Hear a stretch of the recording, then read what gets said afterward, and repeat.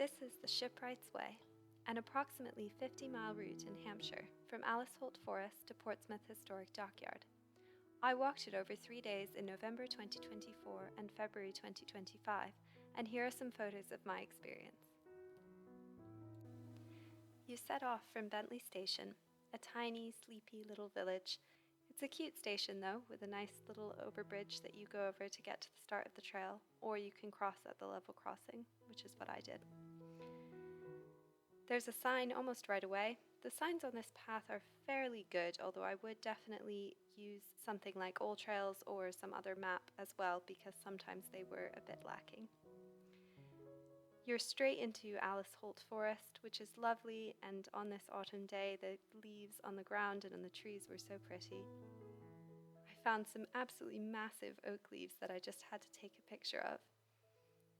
There were lots of moss-covered trees, some interesting mushrooms that I took a picture of.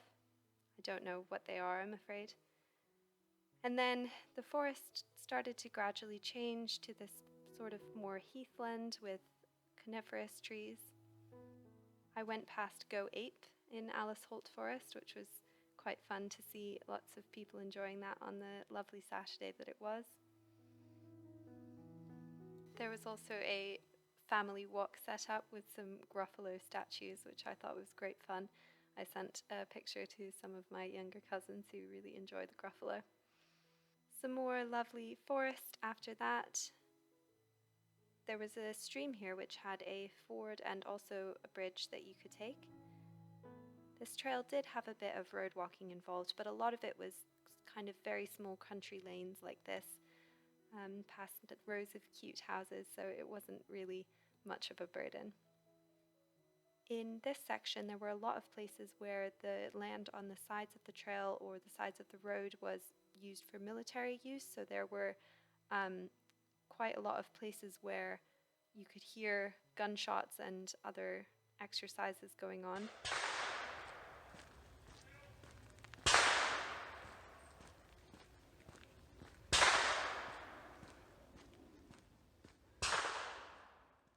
That was a bit disconcerting, but as long as you stick to the path, you should be totally fine.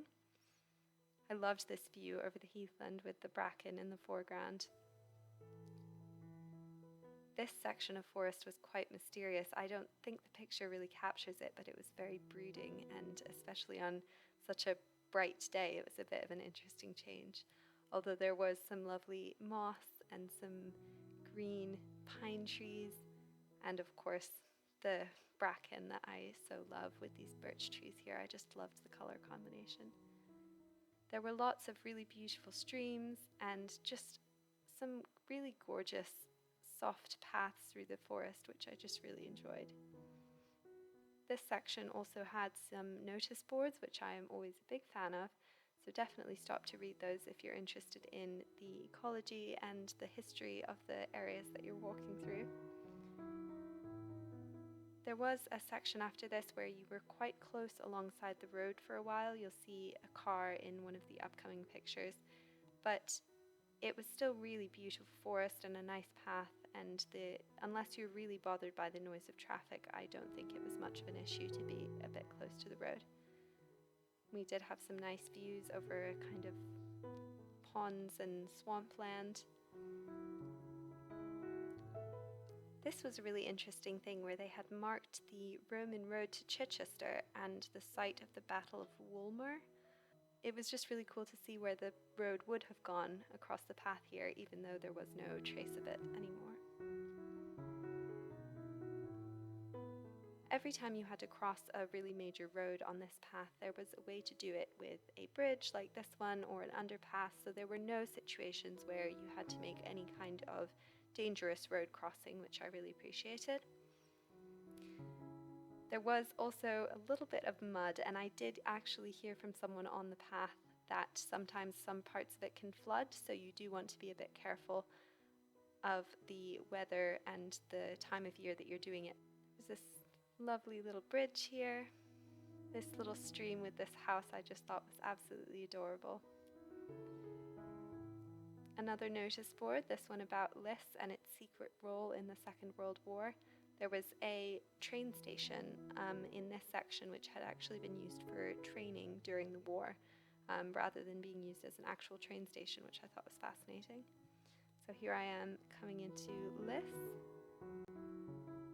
On this first day, I ended up continuing on past Liss, and actually kept walking. This bit did have a little bit of kind of walking on the pavement alongside the road, but there was pavement, so it wasn't a situation where you had to walk on any kind of major road. After you get out of Liss, you're on these lovely country lanes with the hedgerows that I love, and nice views over the fields to the hills. And I just loved this little house with its outbuilding with the tree leaning over it like that. I took a picture back as well, looking kind of out from under the tree back towards that outbuilding, which I just thought was so cute. Some more high banks. This is something that does not exist in the area where I grew up, and I just think it's so magical looking. You feel as though you're in Hobbiton. I think I took a picture of these stairs because I was so not excited about climbing them, because I had walked quite a few miles by this time on this first day, and I just wished that there was a level crossing. But you did get a nice view from the top of the bridge over the railway tracks, so that was a consolation. This was, I think, the most unpleasant section of the whole trail. It's only about a quarter of a mile long, but you are walking right next to the A3. You do have this cycle path to walk on, which obviously is much nicer than trying to walk in the shoulder or something, but it was really quite unpleasant to walk right along this major road like that. Thankfully, it was quite short, and I was very grateful to duck down into this little side path as soon as possible. But yeah, basically, it didn't get any worse than that, and it was very short, but that was a really unfortunate situation. You then go on this underpass under the A3, and after you come out the other side, I actually took a different route here from the way that the Shipwrights Way went. I looked in the map and I saw a path that it wasn't using, and I thought it would be nicer to walk on the path than to continue along that little road. The route that I took along the side of this field was lovely, and it was a beautiful path for about half of it, but then it did get quite overgrown in the second half, and it was quite a kind of dark, narrow path. And of course, when I came out the end and I looked back at the path that I should have taken, which you'll see here, it definitely looked a lot nicer. So I would not recommend going off trail here the way I did. Stick to the Shipwrights Way, at least as it's marked on all trails, and it will not lead you astray. Just after that, I came upon some apples, which are my grandmother's favourite type of apple. Also features in Danny the Champion of the World, if you've read that. So I took a picture. Unfortunately, I did not have any change with me to buy some, but I really enjoyed seeing them. And then a bridge over the A3 once again. Another little section of lovely hedgerows, and you're starting to get now into the outskirts of Petersfield, which was the end of my first day's walk. It was starting to get dark as I came into Petersfield, but it was really just lovely views over the little town with all the lights starting to come on, and I got this really nice view at the end of the church and just thought it was such a cute little town.